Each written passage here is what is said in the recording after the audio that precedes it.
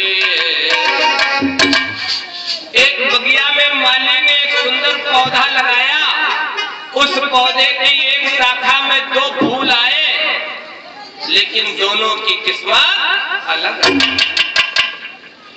दो फूल साथ फूले, किस्मत जुदा जुदा है।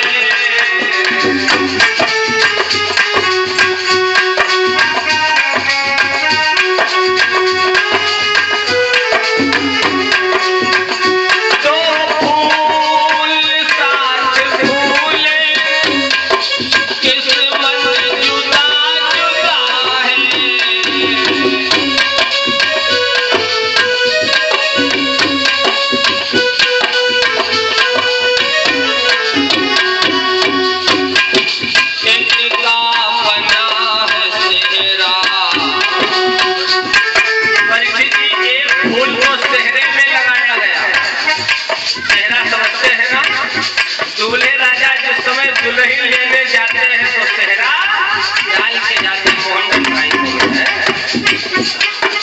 एक का बना है सेहरा, एक का पे चढ़ा है।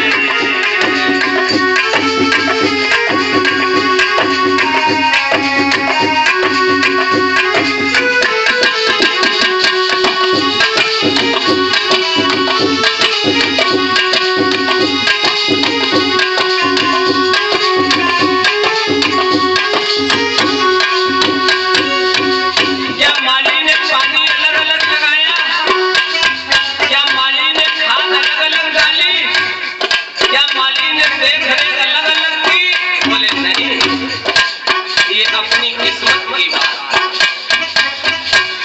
एक फूल तो सेहरे में लगा और एक कब्र पर चढ़ाया गया, दोनों की किस्मत अलग। एक ही सजर की शाखें दो साथ में बटी है।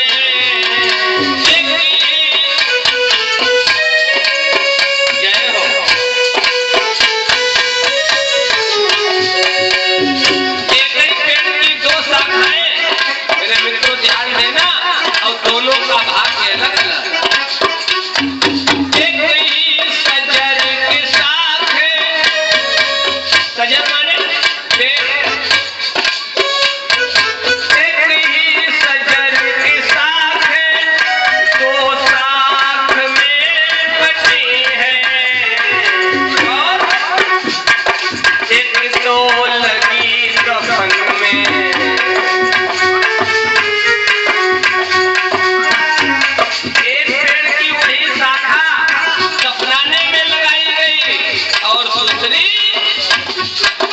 एक तो लगी कफन में, एक का बना हंसा है।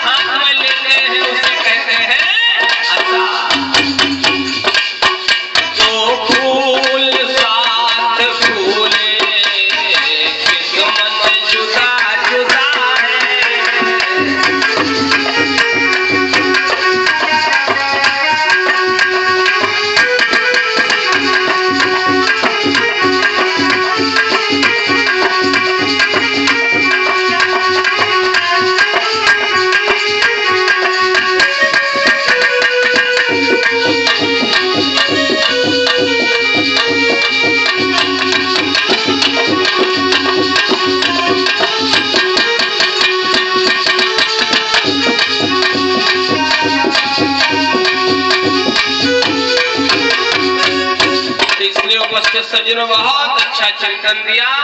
दोनों धीरे धीरे बड़े होते हैं। जब धीरे धीरे दोनों बड़े होते हैं तो ऐसी कथा है, ध्रुव जी बच्चों के साथ खेलने के लिए जाते हैं।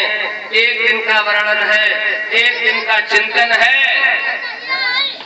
ध्रुव से पूछा गया, आज तुम्हें तभी खिलाया जाएगा जब तुम पहले अपने पिता का नाम बताओ। ओह, जैसे ही कहा पिता का नाम बताओ, ध्रुव जी ने कहा भैया खेल आरंभ न करना, मैं अपनी मैया से पूछ करके तुम्हें बताता हूँ। जब अकस्मात कोई प्रश्न कर देता है तो बात बिल्कुल सच निकलती है। मैया ने कहा बेटा तू ऐसे वैसे की संतान नहीं है, यहाँ के जो चक्रवर्ती सम्राट है महाराज उत्तानपाद तू उनका बेटा है। ध्रुव जी ने कहा अरे माँ, इतने बड़े राज को तुमने छिपा करके रखा, मैं अपने पिता से मिलने के लिए जाऊंगा। ध्रुव जी खेलना भूल गए, दरबार में पहुंचे। श्रीमद् भागवत महापुराण के अंतर्गत श्री व्यास जी महाराज ने वर्णन किया, एकदा सुरुचे पुत्रम अंकमारोप्य लालयन्।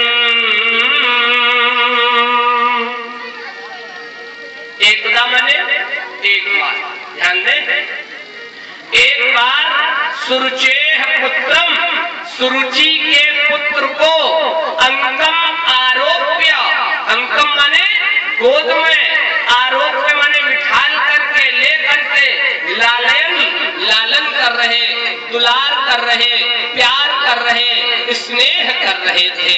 बहुत सरल भाषा में कहूं तो खिला रहे थे। क्यों? जैसे आज राजा ने नजर दौड़ाई, सामने देखा ध्रुव जी खड़ा है।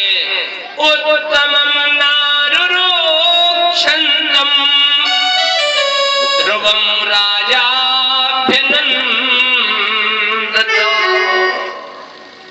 गीता प्रेस गोरखपुर से जो श्रीमद् भागवत महापुराण आता, परीक्षित जी जिसकी टीका स्वामी अखंडानंद जी महाराज ने की, उन्होंने बहुत अच्छा वर्णन किया है। महाराज उत्तानपाद ने ध्रुव को अपनी गोद में बिठा लिया और उत्तम को दूसरी तरफ खड़ा कर दिया। जैसे इस स्थिति को महारानी सुरुचि ने देखा, देखते ही देखते सुरुचि चल गई, झपट करके पहुंची है कहाँ? ध्रुव के पास। और पहुंच करके ध्रुव को राजा की गोद से उठाया और उठा करके वही जमीन पर खड़ा कर दिया, पटक दिया। जा पहले जंगल में भगवान की आराधना कर। क्यों? और जब परमात्मा प्रसन्न हो जाए तो परमात्मा से कहना मुझे मार दे और सुरुचि की कोख से पैदा कर। जब तू मेरी कोख से पैदा होगा तब राजा की गोद में बैठने का तुझे अधिकार प्राप्त होगा। परीक्षित जी बोली गोली से बुरा और कर जाती है घाव, इस गोली के सामने होता नहीं जाओ। अगर हो सके तो आज की कथा से इस बिंदु को अपने जीवन में उतारना। ऐसी वाणी बोलिए मन का आपा खोए, औरन को शीतल करे आपहु शीतल होए। एक विद्वान ने बहुत अच्छी बात लिखी, बोली में अमृत होता है और बोली ही विष की गोली है। बोली से ही धन मिलता है और बोली ही भरती झोली है। दरवाजे पर एक भिखारी आता है, कहता है माता जी भिक्षा दो। क्यों? दूधो नहाओ पूतो फलो, दिन दूनी रात चौगनी बढ़ो। माता जी ने भिक्षा दी और कहा बाबा जी भूखे तो नहीं हो? उसने कहा भूखा हो, तो मैया ने भोजन भी कराया। लेकिन वही भिखारी अगर दरवाजे पर गालियां देने लगे तो कोई भी भिक्षा देगा? क्यों? ये क्या है? ये उसकी बोली में ऊर्जा है। बोली में अमृत होता है और बोली ही विष की गोली है।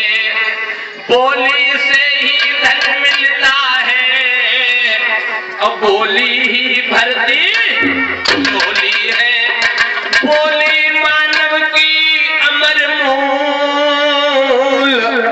अब बोली से मानो बनता है, बिन बोली के सुनो सभी, वह मारा मारा मिलता है। इसलिए संभालो सब बोली,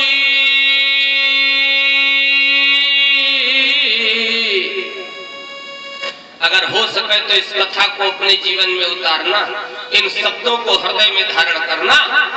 इसलिए संभालो सभी बोली, नहीं बाद में सब पछताओगे, और संसार धूल मिल जाएगी, पर नहीं बोलने पाओगे। अगर बोलना न सीख पाया तो चाहे जितना प्रयास करो कथा सुनने का कोई लाभ क्यों। ध्रुव जी वहां से आते हैं, रोते हुए अपनी मैया के पास आए, और आकर के आज ध्रुव जी ने कहा, मैया मुझे मौसी ने मारा है। ओ क्या कहा है मौसी ने?